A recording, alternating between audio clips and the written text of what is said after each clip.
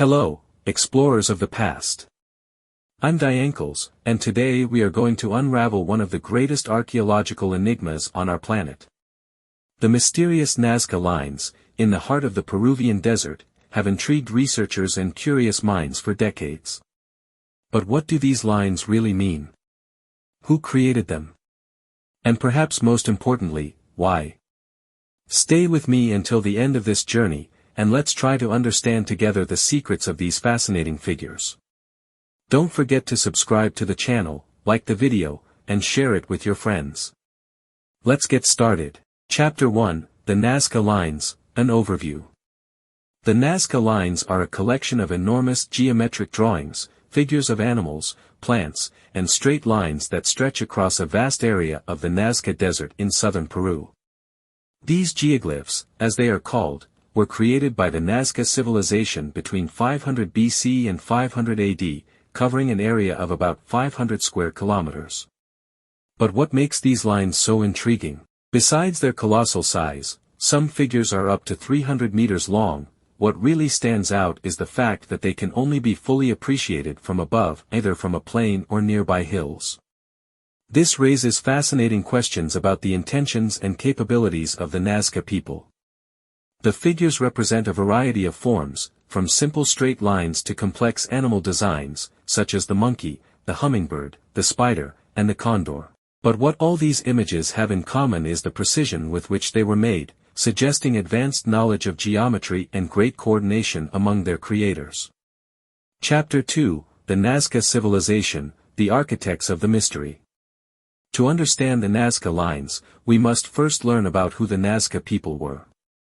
This civilization flourished in southern Peru between 200 BC and 600 AD. The Nazca were masters of agriculture, craftsmanship, and hydraulic engineering, developing advanced techniques to survive in one of the driest environments on the planet. Although they are primarily known for the lines that bear their name, the Nazca also built impressive irrigation systems, known as puquios, which are still in use today.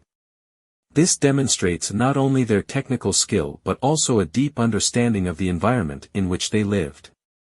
Another fascinating aspect of Nazca culture is their art, especially ceramics and textiles, which display impressive color and detail. Many of the figures depicted in these arts, such as gods, animals, and plants, also appear in the Nazca Lines, suggesting a symbolic or religious connection between these cultural expressions.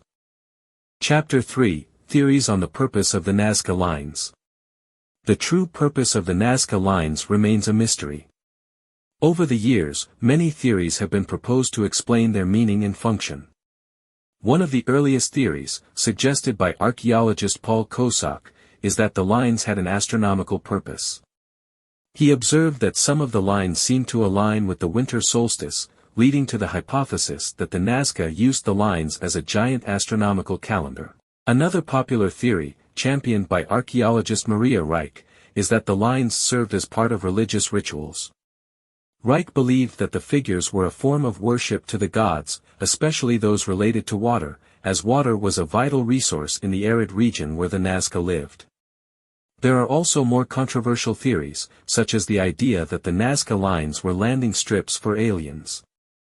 This hypothesis gained popularity in the 1960s, thanks to writer Erich von Däniken, but it has been widely discredited by the scientific community. While many of these theories have been studied in detail, none has offered a definitive explanation, keeping the mystery of the Nazca Lines alive to this day.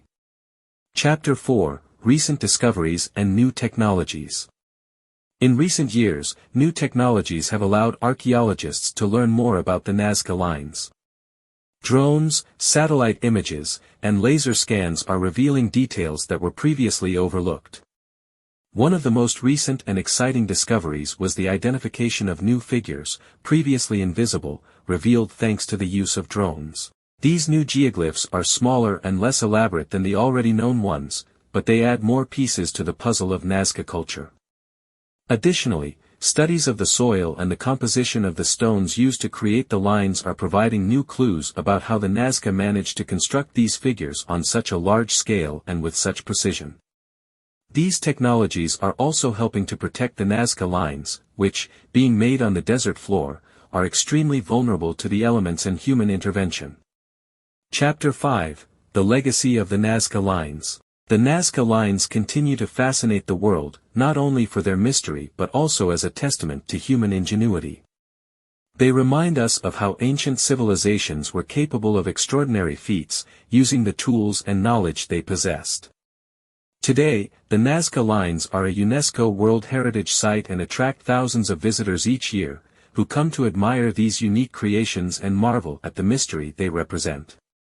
But at the same time, increasing tourism and urban development around them pose threats to the future of these lines. Therefore, it is crucial that we continue to study, protect, and preserve this incredible legacy of humanity.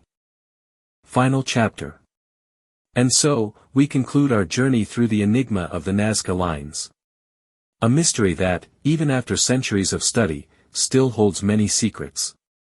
I hope this video has sparked your curiosity and desire to learn more about this fascinating civilization. If you enjoyed the content, don't forget to subscribe to the channel, leave your like, and share this video with your friends. This way, you help us continue exploring the mysteries of the past. Until the next adventure.